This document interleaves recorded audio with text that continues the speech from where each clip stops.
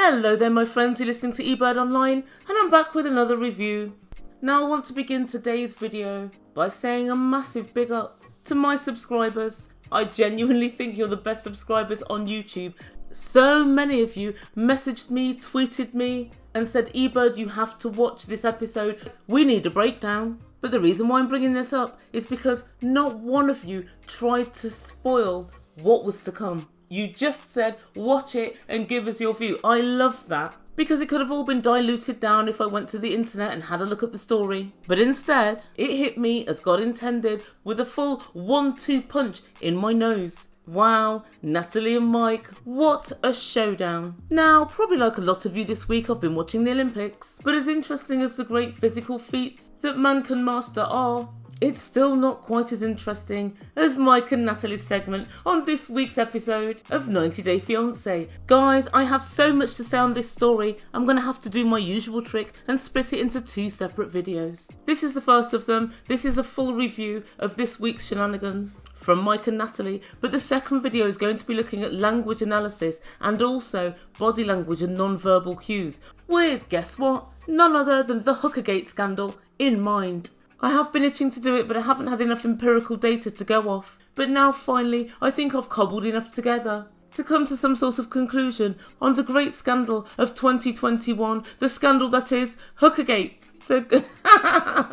So guys, stay tuned.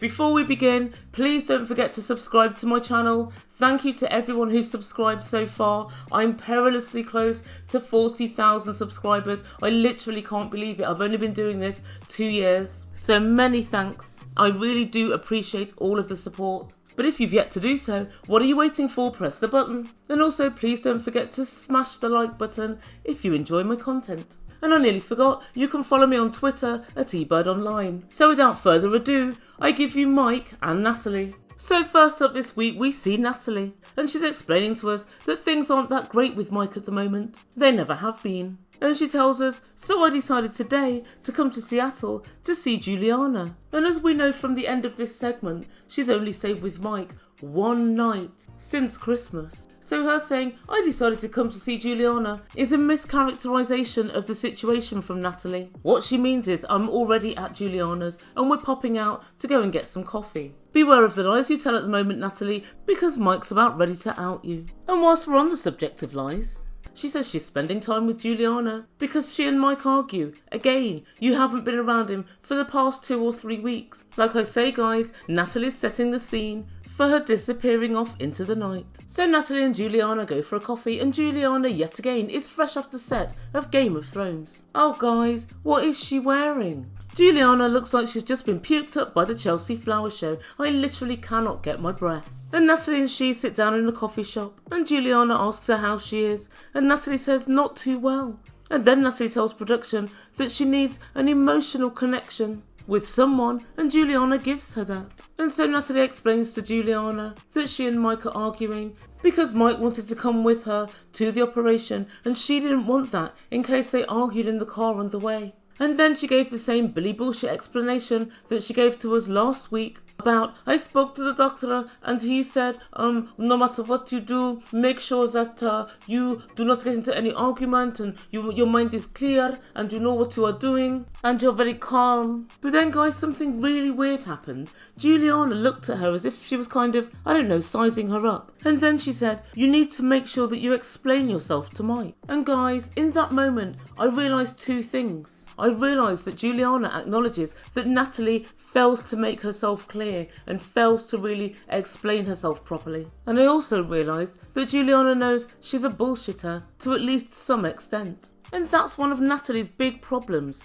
Her lies are both negligent and haphazard, and they seem to be a problem for everyone with whom she comes into contact. No one ever fully believes you, Natalie. You're not a very good liar. Not even the best of your friends, like Juliana. But then Juliana went off piste and she said, try to explain to Mike that you are soft and feminine and beautiful and you are a woman with a capital W. Oh Juliana, Mike knows all about the capital W, although he thinks it's for witch.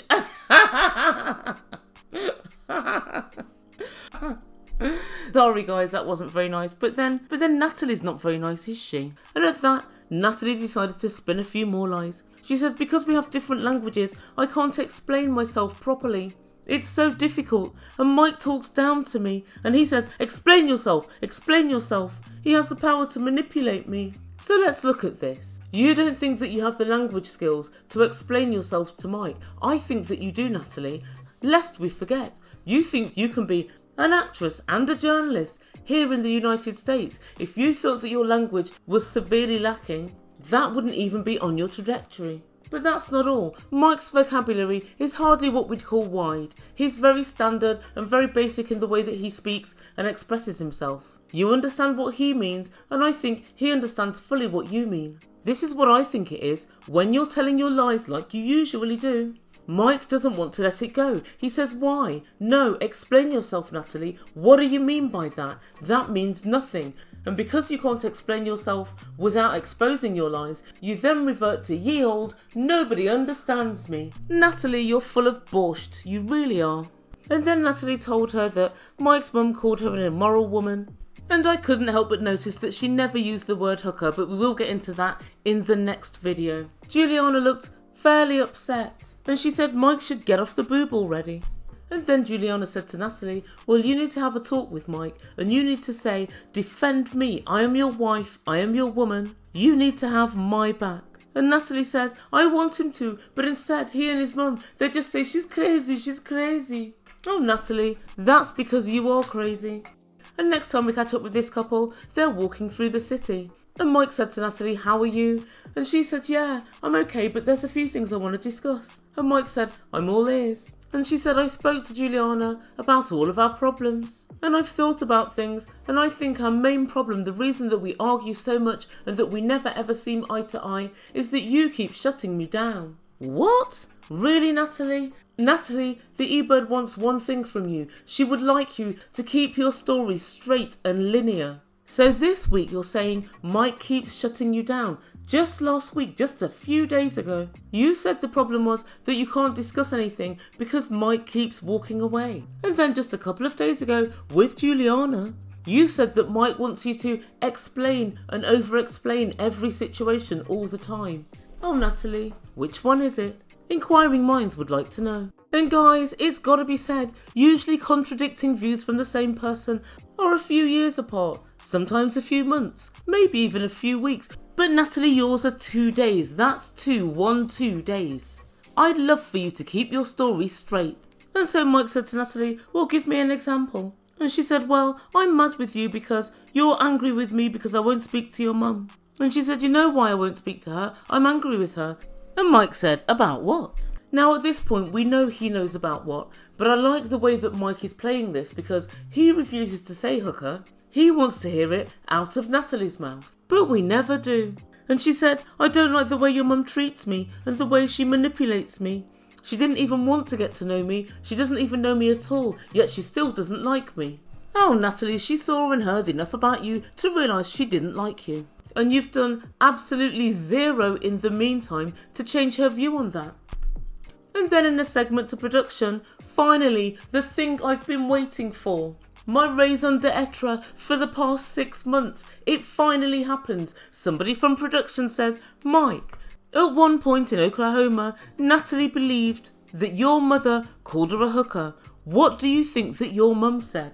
Now guys, this is so rich in subtext, but unfortunately, you are going to have to listen to my next video to get my full download on what I think about this. But Mike decided he's not playing. I'm taking my ball back home. I'm not answering any more questions from here, so good luck. And he stood up, and then Natalie said, see, he walks away, he always walks away. She was cock-a-hoop. She was very much hoping that he was going to walk away and keep on walking, perhaps even down the beach and into the sea. But unfortunately, she squawked too quickly, because when she said he's walking away, he said, I'm not walking away, I'm standing right here. Natalie, I think that means he don't want to sit next to you anymore. The smell of your bullshit has become rather too intoxicating for Mike's delicate sensibilities. He thinks you stink. That's why he's standing up, Natalie. He doesn't want to sit next to you anymore. So then Natalie said to Mike, If I am right, what is the reason she asked me this? What is the reason she called me this? If, Natalie, if your aunt was a bloke, she'd have a pair of bollocks and be called your uncle. There's no point ifing and butting our way through life, Natalie. Please, we've waited all this time. Do not let us down now. And Mike said, she did not call you a hooker. And Natalie said, she did. And Mike said, no, she didn't. And Natalie said, so it's in my head, is it? God gave me eyes. God gave me ears. God gave me a brain. And I know all of this. And Mike said, God also gave you a mouth. He wishes for all the world that God hadn't, but he did. God gave you a mouth, so why don't you ask my mum? And she went, I can't. I don't have a phone. Oh Lord, this is how basic Natalie's arguing skills are.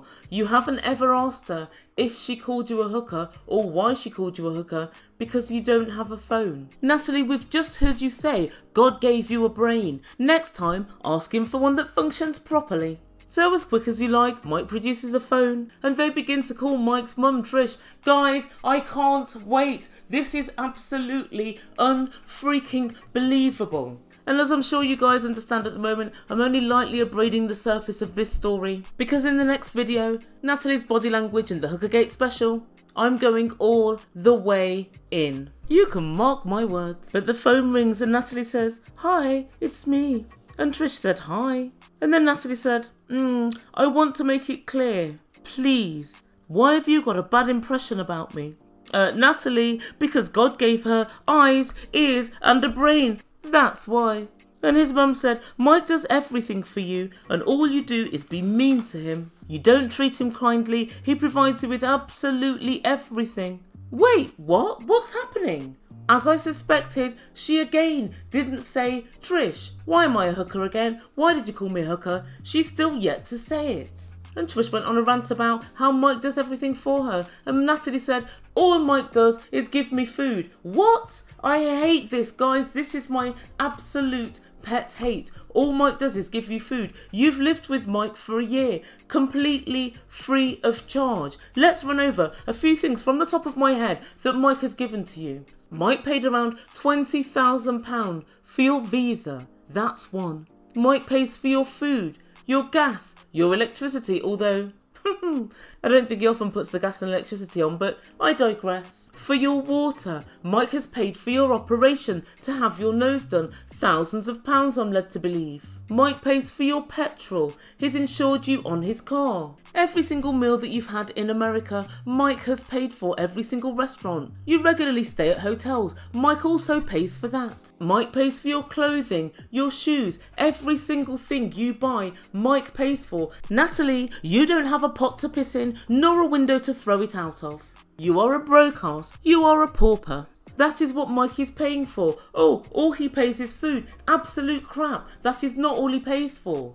And yes, I understand that you are his wife, and that is what married couples do, but don't reduce his contributions to you and your life to virtually nothing. Don't do it. Even when Mike got rid of you, he even had to give you a credit card to get you the F away from him. He had to pay for petrol to take you to Seattle and pay for the hotel that you were supposed to stay in there for the night. Mike pays for you for everything, so at least be a tiny little bit cognizant of that. But Mike's not having any of this. He doesn't want to get involved in the petty shit like your Ebird. He said, what are you talking about, Natalie? Just ask her the question that you're calling her for. But Trish was talking in the background, and then Natalie piped up yet again and she said, she thinks I'm using you, Michael. She thinks I'm using you. So we're standing on the edge of the cliff, guys. We're right on the precipice. Natalie's about to jump over and to take that giant leap and ask, did you call me a hooker? And she's clinging on to anything she can not to ask the question. So Mike in the background said, ask her if she called you a hooker.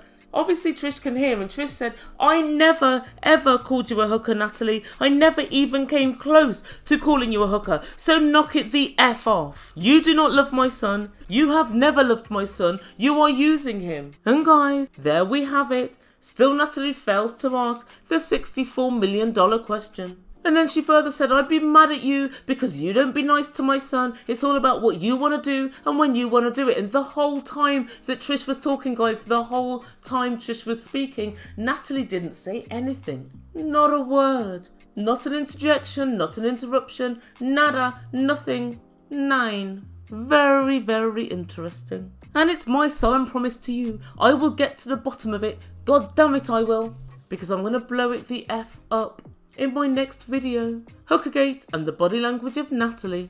And so then Trish said, you don't love my son, who picks a fight on Christmas Eve and then disappears off to Seattle? What? What's this? I never knew anything about this. And then Mike said, Natalie, you're a Grinch. What about all of my Christmas gifts? Come on guys, let's get really into this, Natalie. This is going to be very bad for you. And Natalie now is just sitting there and I can tell she's feeling very hot because these two are rounding in on her. And we know they like a tag team or two. And Mike explains that on their first Christmas, Natalie took all the gifts that Mike was going to give her on Christmas Day and she took them to Juliana's house and she re-gifted them all to Juliana and her family. Guys, it's very rare that I am speechless, but I literally cannot believe that anyone would be so nasty as to do that. Who would leave someone on their own at Christmas Day anyway? Even if you think to yourself, this is it, I'm done, no more Mike. I would grin and bear it through Christmas Day and then come Boxing Day, I'm gone, I'm off ski, see you later, I'm packing up all my stuff.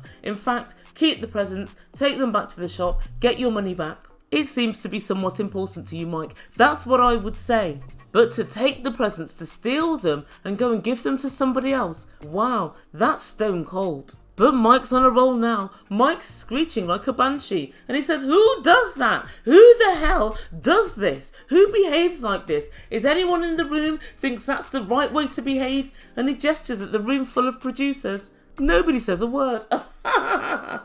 As well they might not. And Mike said, she's only spent one night with me since Christmas. 3 nights ago, we made love, and then 10 minutes after we'd finished making love, she got up, got her clothes on, got into my car, and disappeared off to Seattle to see Juliana.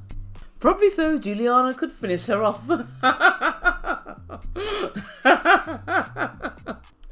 Guys, I'm so sorry, that was very unladylike of me. But I can't help thinking there's some kind of repressed sexual energy between Natalie and Juliana, you gotta admit. And then Mike said to her, you can't say why you love me, you can't say why I'm important to you. And then Natalie tried to counter and she said, you get in every day at 8 p.m. And he said, you're a liar, I leave at 2, I get in at 5 p.m. Do you know what guys, I believe Mike. Because I had a look at the shift pattern that they do for the job that he did. Remember when I was poking my nose into if Mike was allowed to wear his wedding ring at work? That shop that they have there opens about 6 a.m. I think, very early. So you work 6 till 2 or you work 10 till 6 as a manager. So I 100% believe him. But even if Natalie's correct, even if he does get in at 8 p.m, that's just his job. His job has to cover 2 human beings, you and him, until you get your work permit. So therefore, whatever hours he has to work, he has to work. Them's just the breaks. And Mike said, how can we spend more time together when you don't even bother coming home? When I married you, I said my vows and I meant it, and you didn't. What's your plan, Natalie? What's your end game? And then Mike said, I'm done, I'm fully done, I'm all the way out. You give me nothing, nothing at all, Natalie. Do you love me? I don't think you do. Natalie said, I do love you, but how you think I have to feel? And again in English, Natalie. And again in English. No one really understands what that's supposed to mean. But then that was the plan, wasn't it? And that's where we leave everything for this week. So what does the Ebird make to all of this? Well, this is the full and utter breakdown of this relationship. And let's make no bones about it, Natalie has done everything to push Mike to the edge, and in fact over the edge, re-gifting his Christmas presents. That's a disgusting and despicable act, leaving him on his own during Christmas due to an argument.